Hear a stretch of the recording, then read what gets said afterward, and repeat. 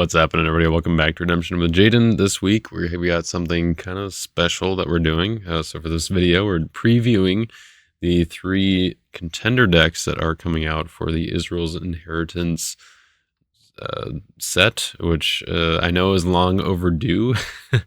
The Israel's Inheritance came out at Nationals last year, and so I was hoping to have these done a little sooner, and I was talking to Andy about them, shortly after, even before Nationals, really just talking about, some different ideas with the themes that were coming out, since I had, some knowledge of what was going to be in the sets when stuff was being spoiled. And, I helped out with playtesting as well. So I had at least an idea of what the themes were and what some potential contender decks could look like.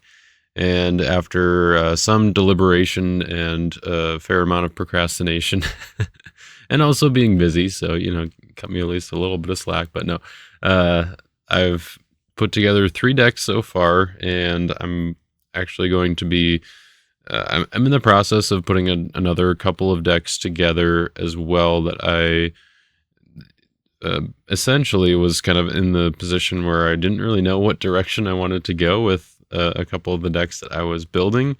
And after talking to Andy about it, he was like, let's just do them both. Let's put them all out there and let people decide what they would like to buy and to use.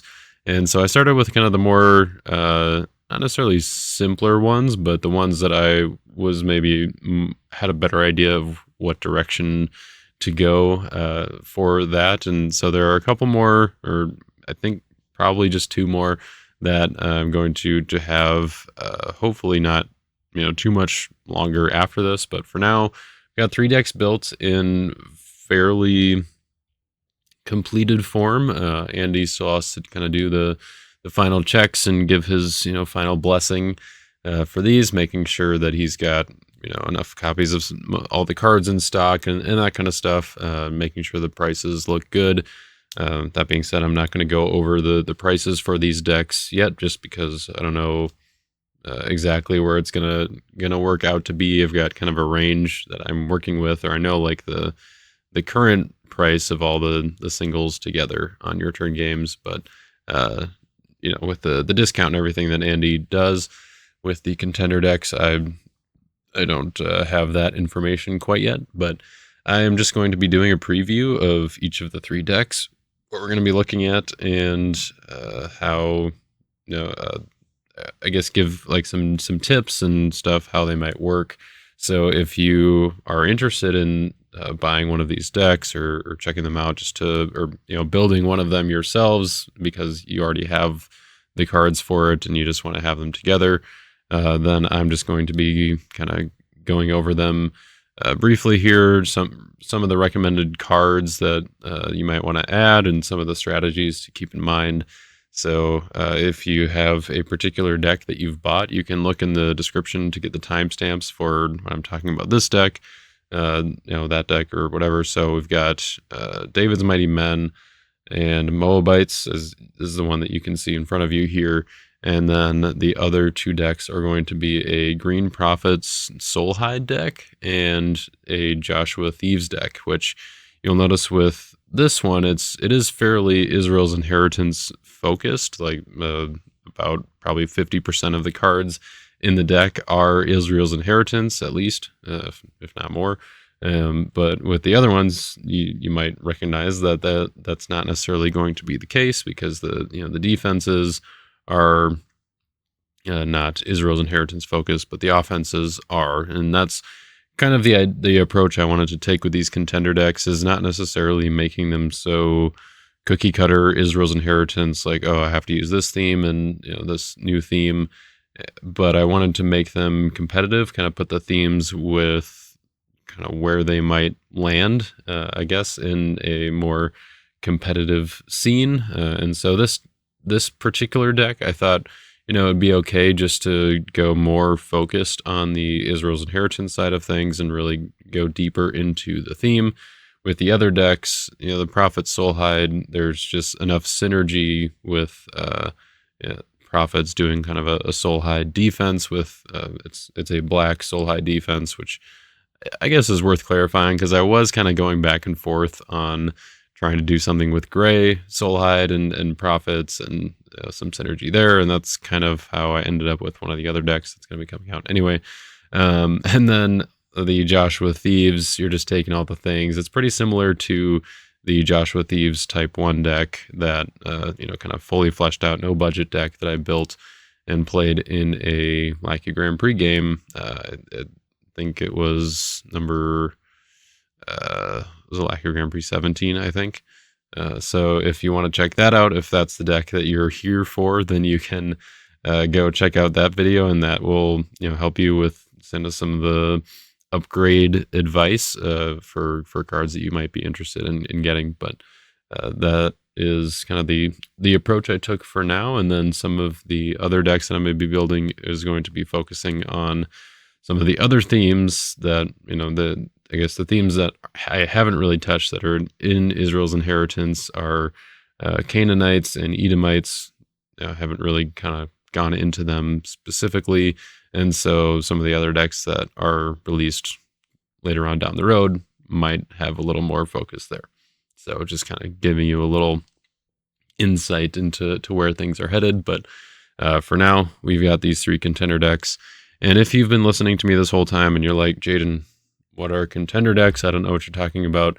Well, you can head on over to Your Turn Games, one of our beloved redemption product retailers, and they are a sponsor of this channel, and we have a symbiotic relationship in that way, and that they sponsor the channel, but I also support Andy and Kelsey over at Your Turn Games by helping out with these contender decks. And so if you go over to the pre-built decks drop down here, you can go to Contender Decks and see the ones that are currently available, which the way that contender decks are meant to work, I guess, is that they're pre-built and they're like moderately competitive. They're, you can buy it, you can take it to a tournament and expect to do fairly well if you have some experience, I guess. If you're a brand new player, it might take some reps, some games to actually get used to it, but you're gonna have 7 dominance, and you're gonna have a full kind of synergistic offense and defense. It's takes away the chore of deck building if you're not super inclined toward doing that or putting the time and effort into doing that. I like to do deck building and have fun doing it. I've been doing it for a long time, so it's a little easier for me, and that's why I'm building these decks and putting these together. So anyways, if you head over to Your Turn Games, you can check out the current contender decks that are on there that you see here, but also depending on how much in the future from the release of this video you're watching this, then the newest contender decks might be up there, these 3 that we're going to be talking about in this video. So you can head on over to Your Turn Games, get whatever other redemption supplies you need. They got plenty of stuff available. But for now, let's go ahead and get into these contender decks. So the first one that we are going to be looking at is, as I mentioned before, David's Mighty Men and Moabites. So with David's Mighty Men, there's kind of 2 approaches that you can take, and the one that I took here was the kind of more Israel's Inheritance focused approach, where I'm not really using much of the old stuff. No David Outcast Refuge, no King Jehu, no Jehoshaphat. Spoiler alert, that might be part of a different contender deck coming in the future, but for now I wanted to focus mostly on the Israel's Inheritance specific side of things, and really just put in all of the new heroes that we have, with the exception of Benaiah. He did not make it into the final version of this list, and I guess also Abishai. He is an ultra rare from Israel's Inheritance, and thus not suitable for an for a contender deck budget, unfortunately. So Abishai is definitely one of the cards that you can upgrade this deck with. He fits in incredibly well, of course. That was kind of why he was printed at the ultra rare level.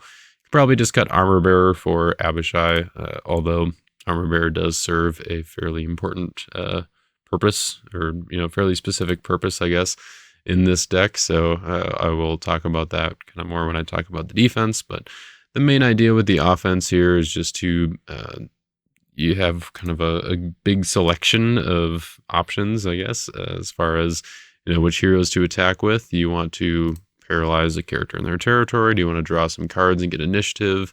Do you want to have cannot be negated enhancements? Do you want to just put out a bunch of characters in a band that have effects like negating characters except good warriors, and then negating enhancements except good weapons? That's maybe one of the more powerful attacks is that if you can have both Eliezer and Shamma equipped, and then have multiple, you can have a few other heroes in the banding chain, then you can have a fight by the numbers battle where you have bigger numbers, and hopefully your opponent does not have a scattered like effect where they have something like Slaves to Eglon, where cannot be negated if more than one hero is in battle.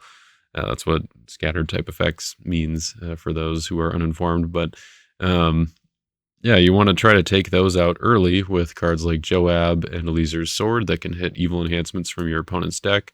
So if you're able to take out their scattered sheep, abandon or abandonment,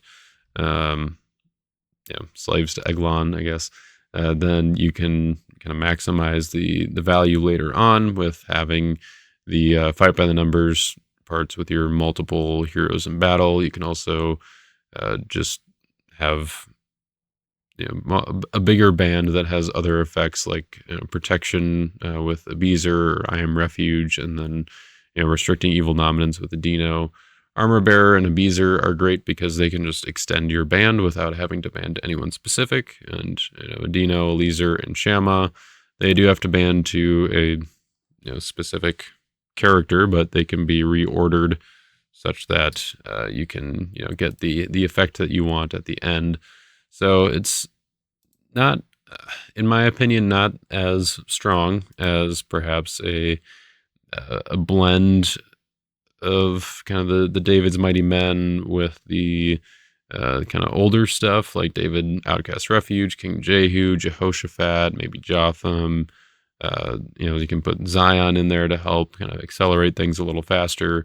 I think that the offense itself is fairly strong, but it is just a little bit difficult to get it going right away. So some of the ways that we have to help mitigate that are cards like Great White Throne that can help you get to the right hero that you want. And then just also keeping all of these enhancements, or keeping all of these weapons, I should say, in the main deck here that all have the draw abilities, just so that you can kind of get that incremental acceleration. If you can get multiple of those weapons in battle, then those can add up fairly quickly. And then you also just have plenty of ways to do some searching for heroes like Ira. You can, if you have Asahel right away, you could just go Asahel, exchange with Ira, and then Ira to take Asahel back from your deck. So that way you have Asahel again for next turn. Asahel is just going to be a very strong hero in this deck because it just lets you, it's basically a stand-in for whichever other hero you need, or later in the game you can go to Zelek in reserve and get some weapons back from your discard pile, and maybe take out an evil 3 woes or something like that. That's maybe one thing to mention here too. With all of the contender decks, the dominants are going to be fairly similar in a lot of cases. I mean, you'll probably have some of the more theme specific ones, as long as they are at rare or lower. Even the rare versions, or the rare dominants, can be a little more expensive for a contender deck budget. But if you maybe you can check out the fundraiser, the Cactus Game Design fundraiser. I'll put a link to that in the description below. But you can pick up a 3 woes and Second Coming there for relatively inexpensive prices, at least compared to the kind of ultra rare versions from the original sets that they were released in. And you can replace New Jerusalem with Second Coming. You can replace probably Vain Philosophy in this deck with 3 woes. Maybe Angel of the Lord. I'd probably do Vain Philosophy. It's maybe the the least needed dominant. Harvest Time, there's also an argument that could be made for that, but it kind of works well with the defense.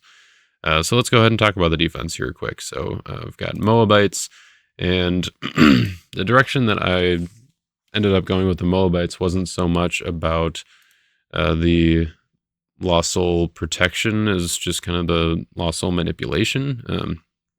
There is going to be the protection here with protecting king, unconsenting king, and enemies to the east. Those are all great, but the kind of kickers, I guess, are going to be the way that the Lost Souls are, work in this deck. They kind of work together to, for one, protect themselves either from being rescued or by tucking themselves away. So the main Lost Soul that you're going to want to take advantage of course, is the Subdued Lost Soul that was built for the Moabite defense. And, if you can get that out as quickly as possible, that is ideal, or as often as possible. Then that's just always going to be kind of the release valve for your defense of where I'm going to try to stop you if I have some other way. But if I don't, then you're going to defeat my evil character, my evil Moabite in most cases. We do have Balaam in here who's not a Moabite, so remember that. But if you defeat my Moabite, then I get to shuffle all OT Lost Souls in my Land of Bondage. Surprise, surprise, all of the Lost Souls in this deck are Old Testament, so that they're going to get shuffled no matter what, unless your opponent is able to give you a New Testament Lost Soul with like a harvest token or something like that. But otherwise, we've got some Lost Souls that protect themselves, like Lost Boy, OT Only, and Unfaithful, and some Lost Souls that can tuck themselves, like Horma or Hunter, which can go get one of the protected ones, or more primarily get subdued. And then there's also Remiss, which actually serves a few different purposes in this deck. It, for one, can help to bounce your equipped heroes so that you can move your weapons around more easily.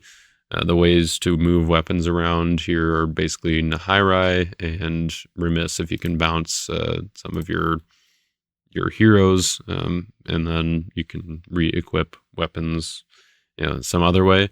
We also have Famine in the Land to help with that as well. You can bounce any number of your warriors, and then you can put them back down and re-equip weapons to wherever you want.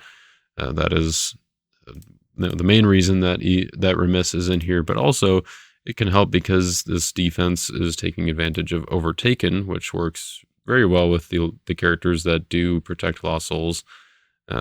So I guess I said before that the evil characters weren't so much on the protecting side. They are, but it's just like I guess that's kind of the way that Moabites were meant to work, is like some of them protect, some of them shuffle away, but we're not really doing the characters that are like, top deck OT Lost Souls or underdeck an OT Lost Soul or something like that. We're just like doing the more of the protection with the characters, and then the more of hiding and protection with the Lost Souls, I guess. I don't know. It's a mixed bag, but so anyways, this is an Overtaken deck, I guess, where you're going to try to trigger Overtaken on your turn by attacking with a hero that has negated in the special ability. And you don't necessarily have to. Your opponent might want to attack with a hero with negated in the special ability, then you can get that as well. But you can do that by either having Azahel or Armor Bearer, or if you do add Benaiah to the deck, like that was, and Helez is the other one in here. I did have Benaiah in the reserve at one point. I ended up having to cut him for one, he's a rare, so having fewer of those is better for a budget deck like this. But also I just couldn't quite justify the slot. Like I just needed to cut a few cards. So Benaiah came out of the reserve. He could certainly go back in, and he would be another hero that can trigger Overtaken. But between Armor Bearer, Azahel, and Helez here, I think there's plenty of opportunities to trigger Overtaken, especially because Armor Bearer doesn't really take up a slot in battle, so to speak. He can ban to any of your other heroes, and have fairly little consequences. And then Azahel is kind of the same way, where he just comes in and exchanges with somebody, so you still get the trigger, but you don't necessarily have to leave him in battle. And Helez is a strong hero to be able to attack with, get those CBN enhancements. So yeah, this is an Overtaken deck. I just thought that it would fit well with the defense, because having a unconsenting king that cannot be negated is really good. Having a protecting king that cannot be negated is very good. And then also Remiss can help you to time it so that your King Balak and like your Balaam, I guess, and also Subdued Moabites is maybe the more important one. Having some of your territory class evil characters cannot be negated is fairly handy. So the way that you would want that to work is, maybe you play King Balak early in the game because you want to get out your Balaam and just kind of, accelerate out some of your plays, your defense here. But then later in the game, you draw Remiss and Overtaken. So Remiss can bounce your King Balak, then you activate Overtaken, you do your attack, and then in your discard phase, you can replay King Balak. And you probably already have Balaam at this point, so you don't need to search again. But he says, if Balaam blocks, protect OT Lost Souls from rescue. If that part cannot be negated when you place King Balak in your territory, then even on your opponent's turn when they're attacking and you block with Balaam, then that triggers and that can't be negated. So they don't really have a way to stop the protection there. Balaam's probably a goner, but that's, you get the block. That's the important part. So that is kind of part of the strategy with Remiss here, and of course with cards like Land of Chemosh and with Subdued, you can reset Remiss to reuse it later in the game as needed. And just remember that if you play King Balak in under the Overtaken blanket, I guess, making him cannot be negated, then he is going to remain cannot be negated while he remains in territory. So even if it's 3 turns down, King Balak is still sitting in your territory and was played when Overtaken was active, then you can still block with Balaam and get the CBN Lost Soul protection there. So that is the big part of the defense, I guess. Kind of what the focus is going to be, trying to get those more chump blocks, I guess, where you're just protecting Lost Souls and making it so that your opponent has a difficult time getting through that. And the backup, I guess, is just having evil enhancements to play. Clinging to Power is a great inclusion in this defense, especially on a budget version that doesn't have some of the other stronger cards like the Deceiver that can help you get some of the characters from your reserve. Clinging to Power as well as Summon Curse are going to be how we're going to get some of these characters from reserve, like Foreign Wives and Enemies to the East.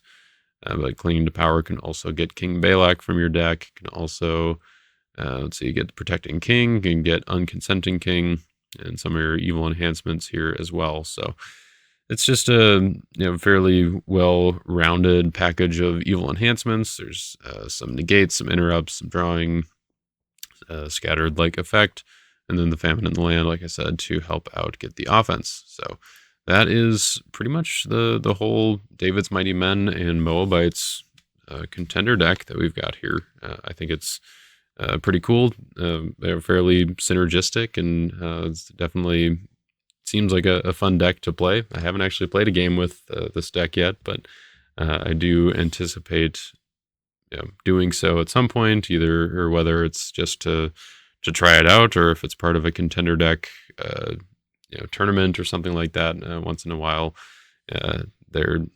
Andy's been known to do that, or I guess Your Turn Games has been known to do that as it has changed hands there, but here and there. But anyways, Walking on Water, I was just thinking about that and wanting to highlight that as a kind of sneaky purple card that doesn't really have to be in a New Testament deck. It works well in a deck like this as well, but it's perfect in with the Moabites defense, because that star ability to play a Lost Soul from a deck can be another way to get Subdued out and kind of surprise your opponent with it, or have it ready. And then similar to, as I mentioned before, with Harvest Time, if you don't really have a block, but you've got a Moabite and Subdued is in your deck, then Harvest Time can pull it out, and hopefully that can be a block for you. So moving on to the next contender deck here. I should probably have it, or have had it actually a little more ready here. But let's go ahead and pull up. Oh, maybe that doesn't quite work the way that I wanted it to. So we're gonna do it like this. Let's do this one next, because I'm gonna kind of go in order of favorite to or least favorite to favorite, I guess. No offense to David's Mighty Men and Moabites, but it's just not. It was the third deck that I built of the three. Like it was the one that I wasn't as excited to build, and I think it's a fun deck, and there will definitely be people who have more of that play style where they want to just put together a big band and play with David's Mighty Men because they're cool characters in the Bible. But it was just not. It's not as much my style, I guess. At least that specific build of it. But this deck was kind of fun. This one and the next one are actually two decks that I played versions of on the channel. So you can go back and check out those previous videos. I guess I could link those in the description below too, if you want to see my kind of original Prophet Soulhide list. I think there are better versions out there that I've seen, and this contender deck is going to try to reflect that at least a little bit, but it of course is on a budget, so we couldn't quite include everything that we'd want to. Like Sheol would be a big one in this deck that you would probably want to include in the kind of non-budget version. And it's also worth mentioning that before someone points this out in the comments, like, oh my goodness, you get a promo Angel of the Lord and Christian Martyr with the contender decks. No, you don't. I just put these in here for the versions that I wanted to use on Lackey, but you're not going to be getting Meek, Daniel, Lost Souls.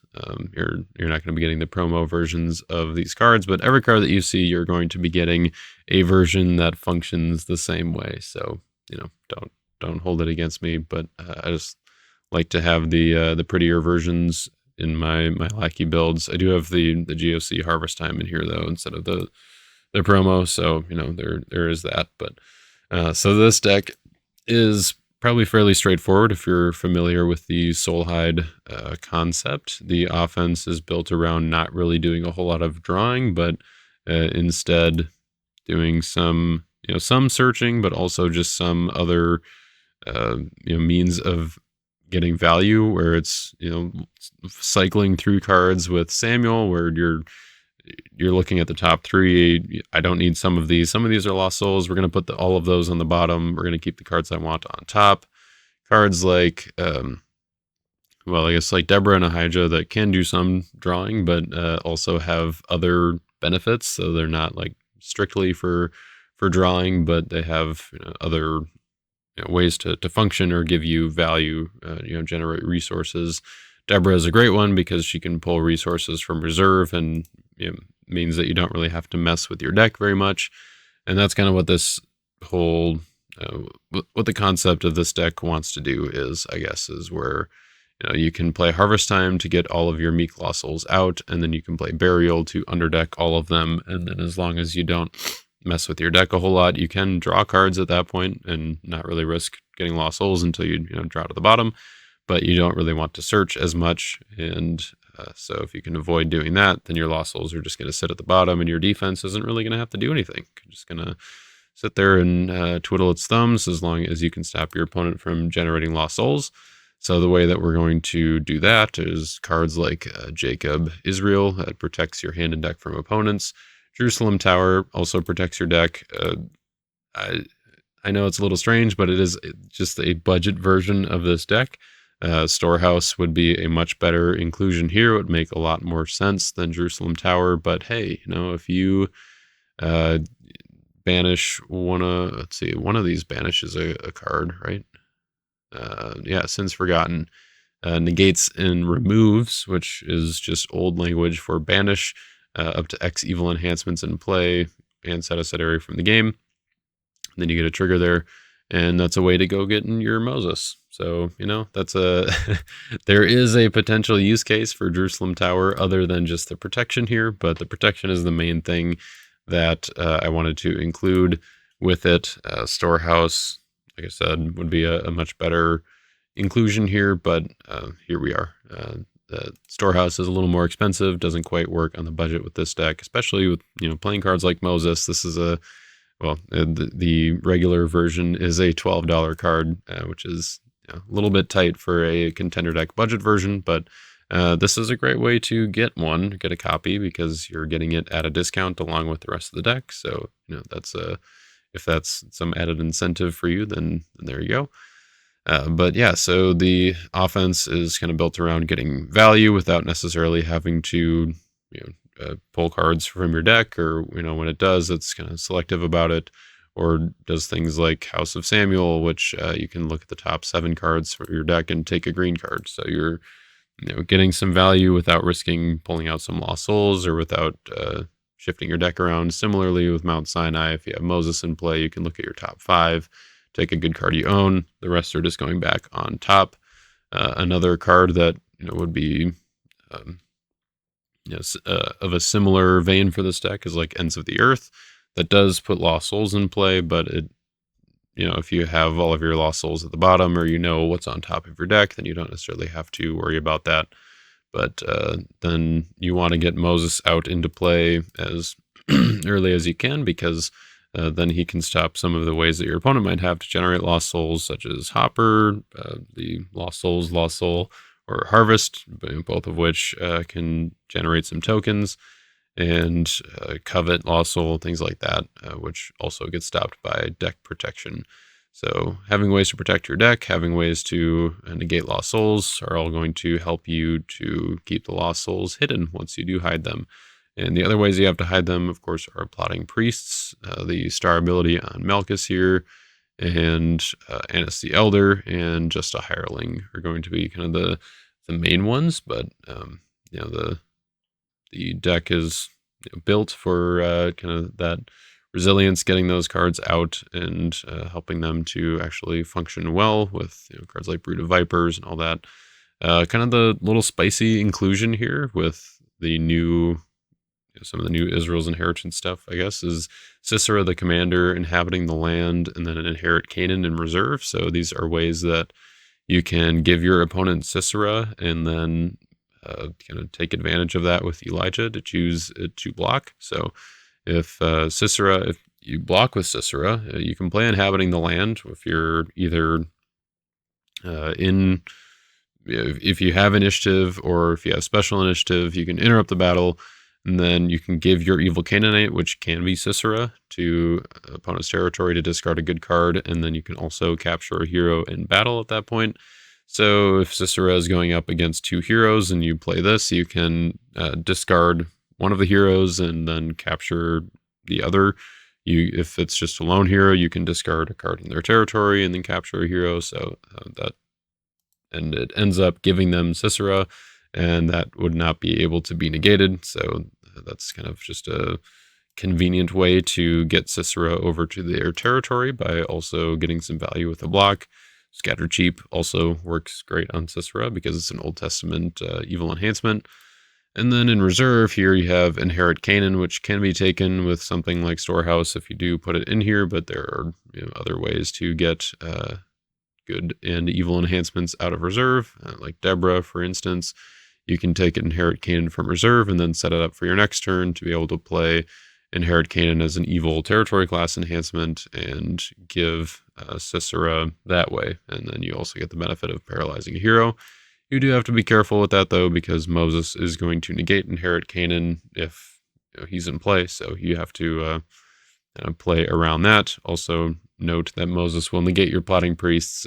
But, if you have Moses in play, then Plotting Priest isn't as important, and vice versa. So, they're going to interfere a little bit, but having, one of them is better than none, I guess, if that makes sense. Surreptitious Scheme, also not going to work with Moses in play, at least playing it in territory, but it is still decent in battle and can work as a battle winner in battle. And the star ability that can draw you some cards once in a while. So I think it's still worth including, can help you get set up early, get some of the cards that you want before Moses comes down. So anyways, that is the contender deck here. It is running Chariot of Fire to work with Elisha in reserve. And then I guess I should mention, once you do get Sisera over to their territory, then Elijah choosing a block is a great option because Sisera makes all OT enhancements cannot be negated, including good ones. When Elijah chooses him to block, it will be stalemate, which means that since Sisera was the last card played, then it will be Elijah's initiative. So you can do a few different options here. Probably the best one is to use his name to withdraw Sisera and then reserve an evil card from opponent's hand. That, because of Sisera's ability, will not be able to be negated. It will push Sisera back to their territory where he will be nice and ready for you to do something similar next turn. You can also use Do Not Be Afraid, and that will shuffle Sisera back into your deck. So maybe you do Inhabiting the Land the first time to give Sisera to them. And then, the second time after you shuffle him back into your deck, you can use Inherit Canaan to give him back. And, also Swords to Plowshares works with Jerusalem Tower. So that's another way to get Moses out. So, you kind of have to be a little bit creative when you're on a budget of some of these synergies here. But it's important to get Moses out. And in some versions, you could run Pharaoh's Daughter and Egypt and, all those cards that can help to get him out as soon as possible. But Jerusalem Tower might be able to help you get the job done between Sins Forgotten and Swords to Plowshares. So that is, and Search can help you with that as well. That is the gist of the Prophet Soulhide deck. And again, if you want to check out kind of the fully fleshed out, upgraded version that's not on a budget here, then you can do that in the description below. I've got a link to that video. All right, last but not least, Joshua Thieves. So let me pull up that one here. Do that by doing this and then doing this. All right, it is all loaded up. So this one was actually kind of fun to try to figure out on the budget version. I don't know why they're all staggered like this. Oh man, it's unfortunate. Unfortunate. But all right, now we're good. I can't say I'm OCD, but I am meticulous. So anyways, this is the Joshua Thieves budget version of the deck that I put out on the channel and played, and I'll link that one in the description below as well, so you can go check out the fully fleshed out version of this deck. But this is one that I actually had a pretty fun time trying to budgetize. Like it's a little bit tricky because you lose out on two of the big ultra rares, so Promised Land and then also Captain of the Host, which sort of Captain of the Host, you can use the POC version, which is the same thing. It's not, it's definitely a lot cheaper, but it is not necessarily cheap in the sense of being a budget card. So I'm actually, using the Roots Captain of the Host here, and kind of going the more fight by the numbers route, which you can do fairly well in this build. You can do Caleb banning to Joshua, I guess Joshua's officiators to Caleb or Joshua, and then ban to Captain, and you've got a pretty strong band going on that's negating characters and enhancements except for banding.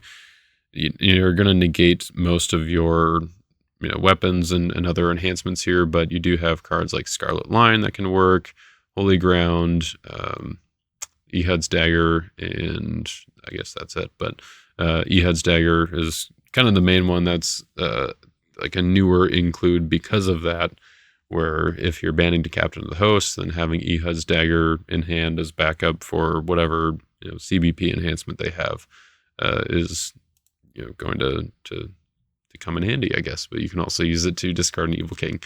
And Crumble from a Shout, I guess, also cannot be prevented. So you are going to negate Joshua's ability to grab a card from reserve, and you're going to negate some of the other, like Joshua's officiators and that kind of stuff. So you're going to want to kind of manage, like, okay, do I want captain in here or not? But you are losing out on the speed that the other captain version provides, which is definitely a big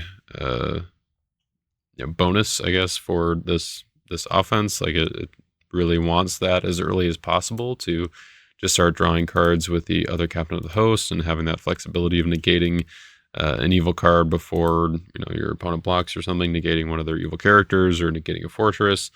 But I think that this is a good budget replacement, I guess, and you've got plenty of ways to draw cards in other ways. So deceitful possessions, offering of wrongdoing can help you to set up with getting one of your wilderness humans. So probably stone carriers, but sometimes Joshua and bearers of the ark to draw. You can do Joshua's covenant to help get some Joshua cards out, and then Rahab is going to be a big one.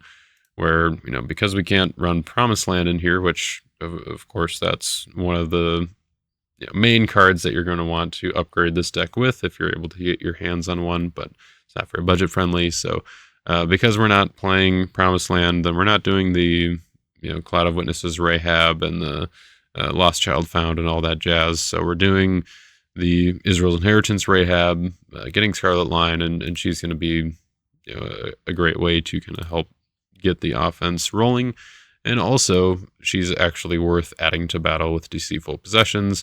Whereas the Cloud of Witnesses one, you're probably not going to want to do because you're not going to have a whole lot of backup for her. But Deceitful Possessions can add a good Canaanite to battle, and Rahab happens to be a good Canaanite. So if you attack with the Captain Band and then you use Deceitful Possessions to add Rahab, she cannot be prevented. So you are going to be able to use her ability at that point as well. So Builder Spear is going to be in here to help mitigate against the women of Thebez's that are going around as they do, and the other similar cards, I guess. Moabites is going to be particularly it's going to be particularly strong for answering Moabite defenses as well. Of course, you do have to deal with Subdued.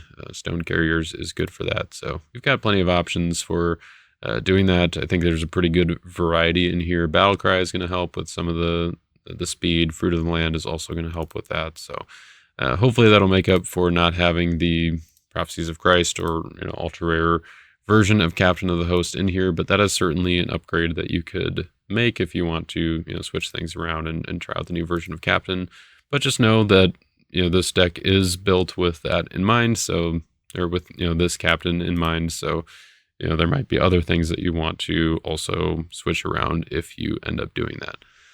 Let's talk about the defense a little bit, because you might have some questions about some of the Canaanite inclusions in here, which I actually thought would be kind of fun with Thieves, because they do have some overlap here with Concealed Canaanites being a thief. Someone actually brought this up in the Zerubbabel's Temple Discord recently, and I thought about mentioning something there, like I'd that kind of giving a little spoiler, I guess, for what was coming in this deck, because I had already had this together, and I was like, oh yeah, you don't say, like that. That would be kind of a fun idea. Some people were kind of poo-pooing the idea, but I think it's actually kind of cool. I wanted to try out Concealed Canaanites in a Thieves defense because it's not really that hard to set it up with something like Adoni Bezek, and you give it to their territory, and then you do Concealed Canaanites to take something from their territory, and then if you have Den of Thieves in play, then your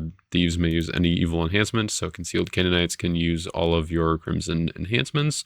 And then I also have Betrayal in here just because it's one of my favorite enhancements, and it is black, so it works well with Concealed Canaanites, even if you don't have Den of Thieves. But also, once you have Concealed Canaanites out, you can end your banning chain with Concealed Canaanites. So maybe you do the Thief, exchange with the Highwayman, and Highwayman bans to Plunderers, and then Plunderers bans to Concealed Canaanites. Then you can take something, and then you could ban to another Canaanite. So maybe just throw King of Tyrus at the end there, or Sisera. I guess that's maybe a little risky if they're playing OT enhancements, though. But you can end it with King of Towers and then give them Sisera to set up a choose the blocker thing later on. And then concealed Canaanites could also be used to give to them as well. So King of Tyrus, you give them concealed Canaanites, and then plunderers can band to concealed Canaanites from their territory. Oh man, talking too much. Okay, so that I think is kind of a fun inclusion for the concealed Canaanites here. I think Barabbas is also kind of fun because you can take Gibeonite Trickery from your reserve, and also your other thieves can use it with Den of Thieves. So having that end the battle ability there is kind of neat. And then also Judas can band to King of Tyrus. That's kind of another connection that you have, I guess, between the thieves and the Canaanites. And then once you give Sisera to your opponent's territory, it's kind of a similar deal as with the Prophet's deck. You can use Zacchaeus to choose Sisera to block, and then you have cannot be negated enhancements. So kind of a window to drop a Crumbled from a Shout and just pop all the evil characters in their territory. Something like that. Or you can just play God is with you and take Sisera back, and then you can use it against them. There's just a number of ways that you can go about using the Canaanite splash in this defense. And so I'm kind of excited to try this out. This is not something that was part of the kind of the fully upgraded version, because I don't think it's necessarily better than just kind of straight Thieves, but I did think it would be pretty fun to try out. And when you're going on a budget, I think the synergy is good enough to make it work and still be now more budget friendly than it would be otherwise if I had some of the other cards in here that I would, I guess, otherwise want to use. So anyways, that is the probably the main things to point out. Some of the kind of non-budget friendly cards that didn't fit in here are like Amazing Faith, Teaching in Parables. Let's see, I made some notes on these as well. Angel of God is a dominant promo that you could include in here. Book of the Covenant, Ark of the Covenant. There are possibilities. There will be cards listed or like recommended upgrades, as well as some of the strategies and stuff that I pointed out in this video that are going to be listed in the kind of descriptions for all of the decks on Your Turn Games. And once those are posted, I'm also going to have the links to those in the description. So lots of links in the description, but you can, hopefully you have all of the information you need to do well with these decks. And of course, you can upgrade the Lost Souls in these decks. It's one of the first things that you might want to upgrade, because a lot of these are not going to be kind of the meta Lost Souls that you typically see. Fortunately, Shepherds and Grumbled are, because they're in the starter decks, they're relatively inexpensive, and they can fit pretty well in just about any deck to make it just a little more consistent. So I think that those ones are maybe good to keep, but ones like Lost Boy, Forerunner, Behold, you don't necessarily, Horma even, you don't necessarily need those. You'd probably be better off with Lawless, Prosperity, and Darkness, and those kind of cards. Similar with the Dominance, you can upgrade those, but you do have a full suite, and they are put together well enough for a budget friendly deck that they're not going to be useless by any means. So that is the Joshua Thieves contender deck here for y'all to try out, to enjoy, to purchase if you are so inclined. And I wanted to just really give a shout out to Your Turn Games, and thank you for everything they do for our community. And this is one of the ways that I can give back, and also help out with and receive some as well, because we have a deal worked out for these. So it's just a fun way for me to build out some decks. It is fun, kind of challenging to build on a budget. I do enjoy that aspect of it as well. So hopefully you guys have enjoyed seeing these decks, and if you have any suggestions for these, and kind of like replacements, one for one that you think would or that you would recommend that kind of stay within the same budget or similar price line, then yeah, feel free by all means, let me know, and I can look it over, think it over, and see if it makes sense. But for now, I do like where all three of these decks are at, and you're going to be seeing them on your turn games pretty soon here with some write-ups and some recommendations, and even more decks are going to be coming out to your turn games near you, and then the hopefully not too distant future here. So keep an eye out for those, and in the meantime, tournament season's coming up. Go get yourself some contender decks, and we'll see y'all there.